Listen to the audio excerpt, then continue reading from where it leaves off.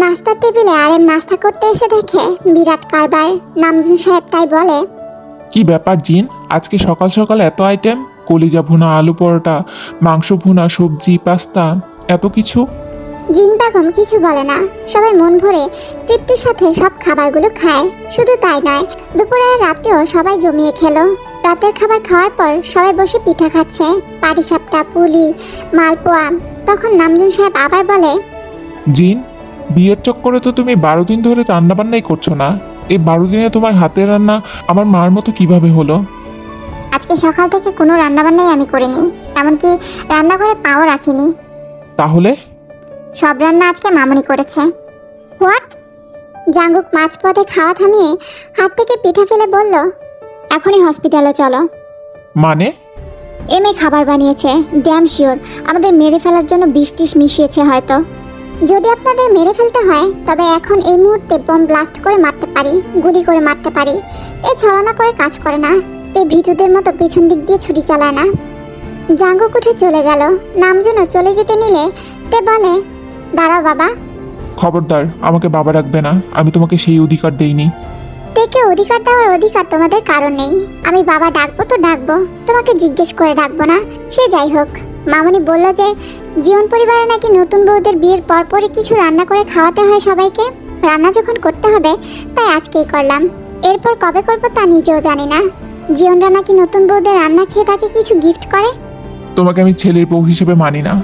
সেটা তোমার ব্যাপার, তবে আজকে দেখি জীবনদের খানদানের নিয়মে সত্যি জোর আছে কিনা।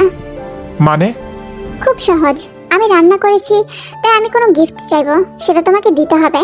ভয় নেই, টাকা পয়সা চাইবো না, ওইগুলো তো আমারই অভাব নেই। তুমি আর কি দিবে? তুমি কি আমাকে নিচু দেখাচ্ছ? মোটেও না, আমি কেবল তোমাকে ভয় পেতে না করছি। কি চাই? বিয়ের দিন তোমাকে সালাম করেছিলাম, কিন্তু তুমি শুধু জাঙ্গুকের মাথায় হাত দিয়েছিলে, আমার মাথায় দাওনি। আজকে আমি আবার তোমাকে সালাম করব, তুমি আমার মাথায় হাত রাখবে। কেউ সালাম করলে তার মাথায় শুধু হাত রাখলেই হয় না, সাথে কিছু দোয়াও করতে হয়। তোমাকে আমি কখনো দোয়া করতে পারবো না। না না, দোয়া করতে হবে না, সেটা আমায় কেউ করবে না। শুধু মাথায় হাত রাখবে। মাথায় হাত রেখে অভিশাপই করো, কিন্তু তবুও মাথায় হাত রাখো। নামজুন অবাক হয়ে গেল তের কথায়। তে সালাম করলো, নামজুন মাথায় হাতও রাখলো আর মনে মনে বলল, সুখী হও। তে রুমে গিয়ে দেখলো জাঙ্গুক সোফায় হেলান দিয়ে কপালে হাত দিয়ে বসে আছে। এ দেখে তে ধপ করে জাঙ্গুকের কোলে বসে পড়লো, আর জাঙ্গুক অবাক হয়ে গেল। এই মেয়ে আমার কোলে বসলে কেন? নামো নামো বলছি। আমার মনে হয় নাম নেই, এই মেয়ে বলে ডাকেন কেন? তো বুঝেছি, আপনি আমাকে ভালোবেসে এই মেয়ে বলে ডাকেন। যাই হোক, আজকে আমার রান্না খেলেন, বিনিময়ে আমাকে কিছু দিবেন না? জাঙ্গুক থেকে ধাক্কা দিয়ে ফেলে দিয়ে বলল, তোমার রান্না আমার জন্য বিষ বরাবর, আর উপহার যদি চাও তবে উপহারে তালাক দিতে পারি। তে উঠে আবার জাঙ্গুকের কোলে গিয়ে বসে তারপর বলল, এত বড় গিফট আমি নিতে পারবো না। আমি আপনাকে ভালোবাসি, আপনি চান বা না চান আপনাকে আমার সাথেই থাকতে হবে। আর জাঙ্গুক হসপিটালে যাবে। গাড়িতে গিয়ে বসিয়ে দেখলো পাশের সিটে তে বসে আছে। তুমি? Any problem? জাঙ্গুক আর কিছু বলল না। তারা দুজনেই হসপিটালে পৌঁছালো। জাঙ্গুক গিয়ে জানতে পারলো সে রোগী দেখার পাশাপাশি আর কোনো ক্লাস করাতে পারবে না, শুধু সেকেন্ড ইয়ারের এ সেকশনে ক্লাস নিতে পারবে। জাঙ্গুক কাহিনী বুঝতে পারলো। জাঙ্গুক আজকে রোগী না দেখে রুমে বসে আছে। তখন ওর একটা কলিগ রুমে এলো। আরে রোজ, তুমি? হ্যাঁ জাঙ্গুক, বসো। তোমার মুখটা এমন লাগছে কেন জাঙ্গুক? আর কত ভালো থাকবো, তের বর হয়ে বেঁচে আছি এটাই অনেক বেশি। আমি বুঝি তোমার কষ্টটা জাঙ্গুক। কথাটা বলেই রোজ জাঙ্গুকের হাতের উপর হাত রাখলো। কিন্তু তোমার তো এভাবে থাকলে হবে না। কথাটা বলতে দেরি, তখনই কোথা থেকে তে এসে রোজের চুলের মুঠি ধরে দাঁড় করালো। তুমি? তোর সাহস কি করে হয় আমার জাঙ্গুকের হাত ধরার? আজকে আমি তোর এমন অবস্থা করব যে তুই আমার জাঙ্গুকের দিকে আর ভুল করেও হাত বাড়ানোর কল্পনাও করতে পারবি না। কথাটা বলেই তে রোজের চুল ধরে টেনে নিয়ে যেতে লাগলো। তে ছাড়ো ওকে। তে টেনে নিয়েই যাচ্ছে। তে রোজের চুল টেনে নিয়ে মাঠের মাঝখানে নিয়ে সবার সামনে নিচে ফেললো। এরপর রোজের ডান হাতের উপর পা দিয়ে দাঁড়ালো। চিকন পেন্সিল হিলের চাপকে রোজের জান বেরিয়ে যাচ্ছে অবস্থা। তে আবার রোজের চুলের মুঠি ধরে বলল, খুব শখ না আমার জাঙ্গুকের হাত ধরার? হ্যাঁ, আর কখনো যদি জাঙ্গুকের দিকে চোখ তুলে তাকাস তবে জানে মেরে দিব। এরপর রোজকে ছেড়ে সবার উদ্দেশ্যে তে বলল, সবাই নিজের কান খুলে একটা কথা ভালোভাবে ঢুকিয়ে রাখো। এই জিয়ন জাঙ্গুক কিম তেয়ং এর স্বামী। কেউ ওনার দিকে চোখ তুলে তাকালেও আমি তার চোখ উঠিয়ে ফেলবো। এরপরও যদি কেউ কলিজা দেখায় তবে আমি তার কলিজাটাই বের করে ফেলবো। আজ 2 দিন পেরিয়ে গেছে। তে আর জাঙ্গুক হসপিটাল থেকে দুইজন বাড়িতে ফিরছে। তখন সামনে একটা গাড়ি এমনভাবে ব্রেক মারলো যে অ্যাক্সিডেন্ট এড়ানোর জন্য জাঙ্গুককেও খুব জোরে ব্রেক চাপ দিতে হলো, যার কারণে স্টিয়ারিংয়ে লেগে জাঙ্গুকের কপাল সামান্য একটুখানি কেটে গেছে, একদম সামান্য। তাওতে অস্থিরভাবে বলতে লাগলো, জাঙ্গুক আপনি ঠিক আছেন? বেশি লাগেনি তো?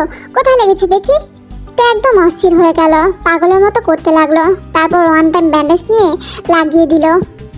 আর আমি ঠিক আছি। তে দেখলো সামনের গাড়িটা স্টার্ট দিয়ে চলে যাচ্ছে, তাই তে জাঙ্গুককে বলল, জাঙ্গুক আপনি পিছনে গিয়ে বসুন। মানে? পিছনে যান। জাঙ্গুককে বাধ্য হয়ে পিছনে সিটে গিয়ে বসতে হলো। তে ড্রাইভিং সিটে বসলো। এরপর এমন স্পিডে গাড়ি চালাতে লাগলো যে ভয়ে জাঙ্গুকের আত্মা যায় যায় অবস্থা। তে গাড়ি একদম ওই গাড়ির সামনে নিয়ে থামালো। এরপর গাড়ি থেকে নেমে ওই গাড়ির ড্রাইভারের কলার ধরে টেনে বের করলো। এরপর ইচ্ছামতো পিটানো শুরু করলো। তোর জন্য আমার জাঙ্গুকের কপাল কেটে গেছে, তোকে তো আমি। তে মারতে মারতেই কথাগুলো বলতে থাকে। ততক্ষণে ইউনো চলে এসেছে। অনেক কষ্ট করে জাঙ্গুক থেকে সরিয়ে আনলো। পাগল হয়ে গেছো? মরে যাবে লোকটা। যাক, ওর জন্যই তো আপনি ব্যথা পেয়েছেন। আর এটা সামান্য একটু ব্যথা। আপনার জন্য সেটা সামান্য, আমার জন্য নয়। ইউনো। জি ম্যাম।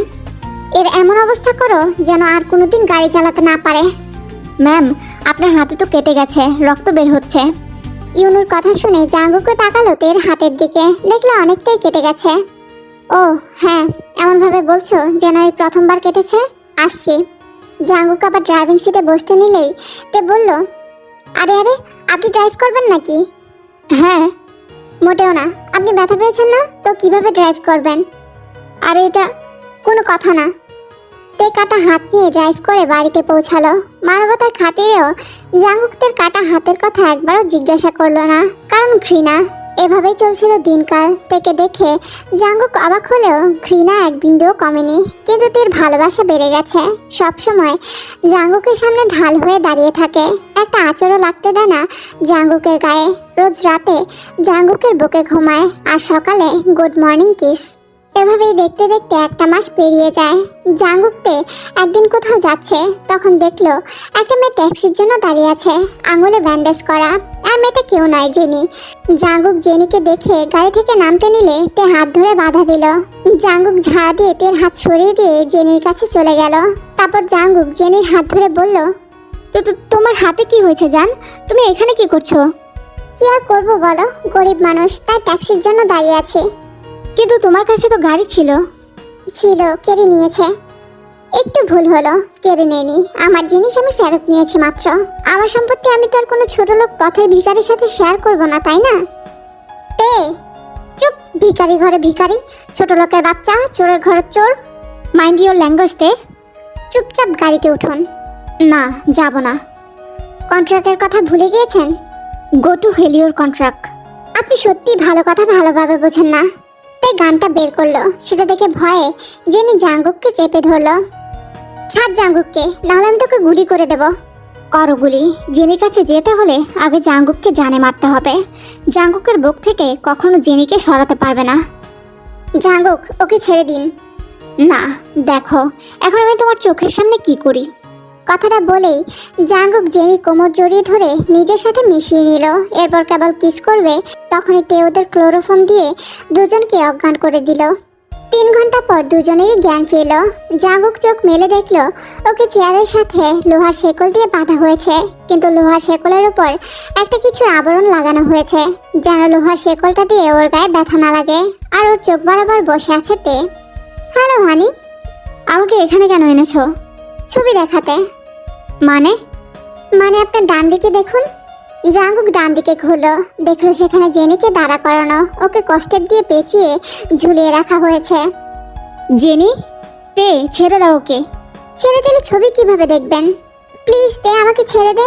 আমি আর কখনো তোর ছায়া মারাবো না। সেটা আজকে আমার ছায়া মারানোর আগে ভাবা দরকার ছিল।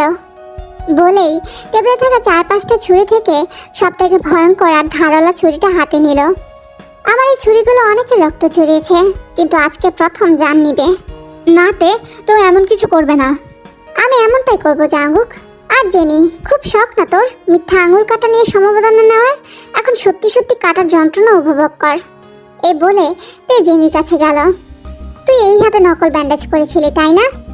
বলে ছুরি দিয়ে নকল ব্যান্ডেজটা কেটে ফেললো। এই হাত দিয়ে জাঙ্গুককে চেপে ধরেছিলি তাই না? বলে জেনির হাতে ছুরি দিয়ে একটা আঁচড় কাটলো। জেনি! তে জেনির অন্য হাতেও একইভাবে কেটে দিল। দে, ওকে ছেড়ে দাও। আমি আর কখনো ওকে টাচ করব না, এমনকি তাকাবো না ওর দিকে। ওকে ছেড়ে দাও প্লিজ। তে জাঙ্গুকের কথা কানে না নিয়ে জেনিকে একের পর এক আঘাত করে যাচ্ছে। শেষে ছুরি জেনির গলা বরাবর চালাতে নিলে জাঙ্গুক বলে ওঠে, তোমাকে আমার কসম লাগে, তে থেমে যাও। তে থেমে গেল। ছুরিটা জাস্ট জেনির গলায় টাচ করেছে। জাঙ্গুকের কসমে তে থেমে গেল।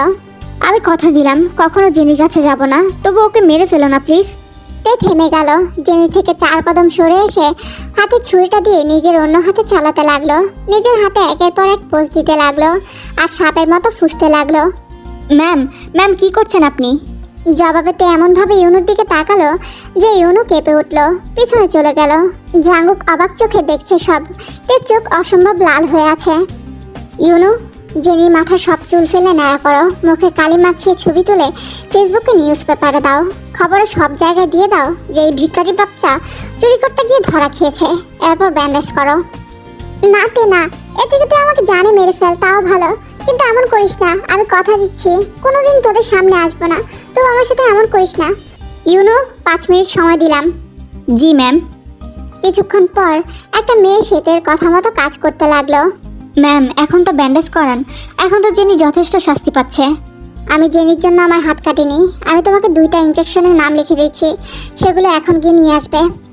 Okay ma'am. 10 মিনিট পর ইউনো ইনজেকশনটা নিয়ে আসলে তে জাঙ্গুকের ডান হাতে একটা ইনজেকশন পুশ করলো। এরপর লোহার খুব সরু ধারালো কাঠির মাথা আগুনে পুড়িয়ে জাঙ্গুকের হাতে তেল লিখতে লাগলো। ইনজেকশনের কারণে জাঙ্গুকের হাতে একটুও ব্যথা পাচ্ছে না। জাঙ্গুকের হাত থেকে রক্ত ঝরছে, তা দেখে তে জানটা যেন বেরিয়ে যাচ্ছে। আই এম সরি, কত রক্ত বের হচ্ছে আপনার? তাই তো, আমি আপনার থেকে 4 গুণ রক্ত বের করেছি। আপনার ব্যথা লাগছে না তো? আপনার এই ক্ষতটা তাড়াতাড়ি শুকিয়ে যাবে, কিন্তু এই তে নামটা আপনার হাতে সারা জীবন থাকবে। আপনার হাতে লেখা এই তে নামটা আপনাকে সবসময় আমাকে স্মরণ করে দেবে।